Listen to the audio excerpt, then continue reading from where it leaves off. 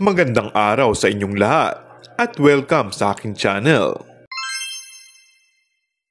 Naloka ang mga Kimpo fans sa inamin ng aktor na si Paolo Avellino na ipinost mismo sa kanyang Facebook account.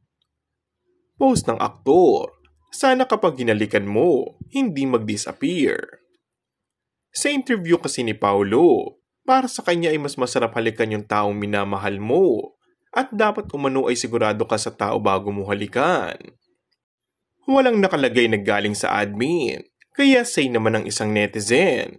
So walang admin na nakalagay Paolo Avellino at ikaw talaga ito.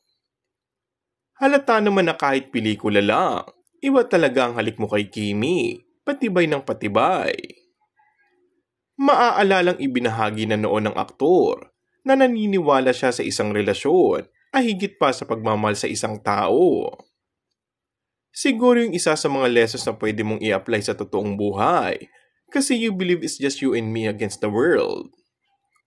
Mahal kita, mahal mo ako, and that's the only thing that matters. Pero ang totoo niyan, kailangan mo ring mahalin talaga yung nasa paligid ng taong minamahal mo. Say tuloy ng netizen, kaya siguro ganun si Paolo sa mga taong nakapaligid ngayon kay Kim. And that's all for our today's video. Kung bago ka lang sa aking channel ay mag-subscribe at pindutin na rin ang notification bell. Maraming salamat!